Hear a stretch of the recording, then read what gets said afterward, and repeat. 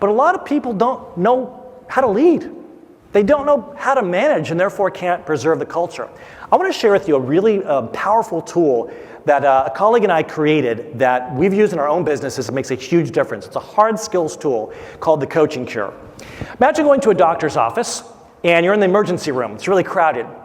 People have different ailments, but instead of bringing people in the back, the doctor walks in and he just gives everyone the same prescription and sends them home. There's a name for that kind of medicine: malpractice. That doctor's not going to help anyone. He's probably going to hurt a few people. Most franchisees are guilty of managerial malpractice. We don't take time to diagnose what that employee needs in that situation, and therefore we prescribe the wrong treatment.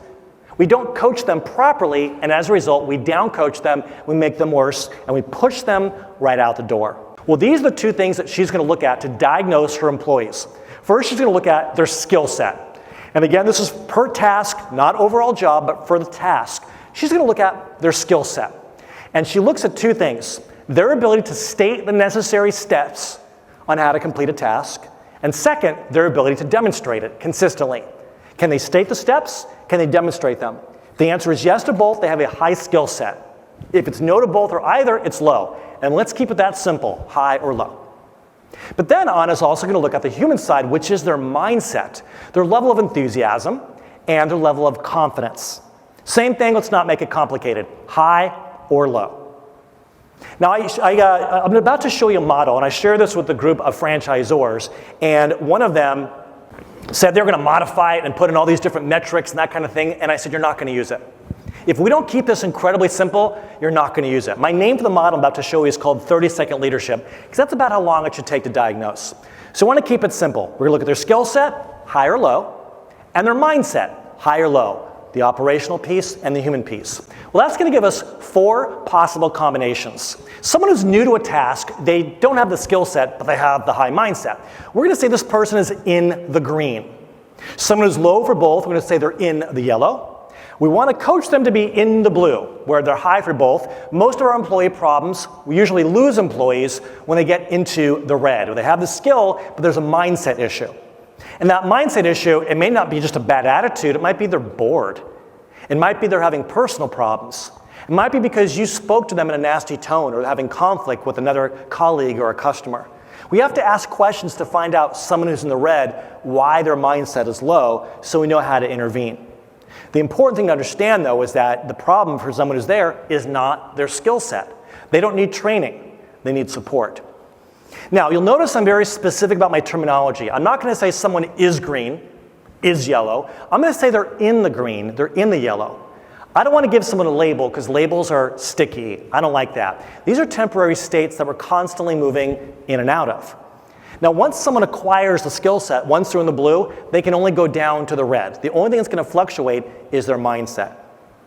So what we need to do is we need to diagnose employees for specific tasks, see what their diagnosis is, and then apply the best corresponding coaching, which is also here on this model. Someone who's in the green, who already has the mindset, but they need a skill set, they need training.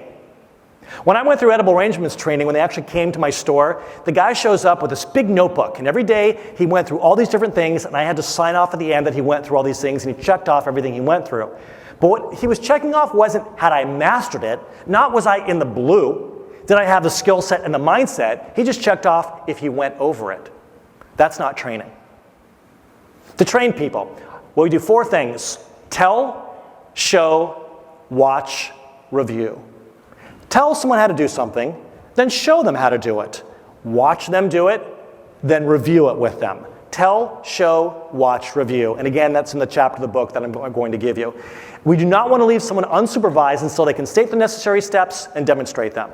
If we do a bad job of this, they're going to slip into the yellow. We're in a race to give them the skill set before they lose their mindset.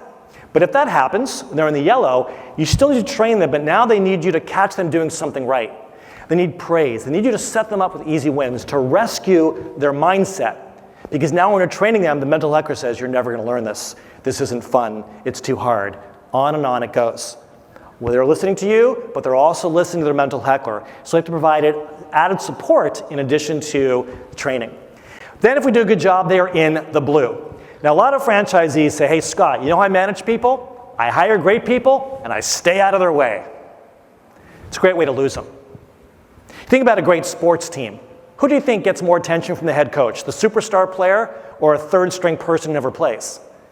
I'll guarantee you it's a superstar player because we want to reinforce that. We don't want them to slip backwards. Your best time managing people is with your best people to reinforce it because you don't want them slipping backwards. You don't want them slipping into the red. So this person needs reinforcement. They need praise and acknowledgement, but they also need new challenges. They need you to push them into the green for something else so that they don't slip backwards, they don't get bored.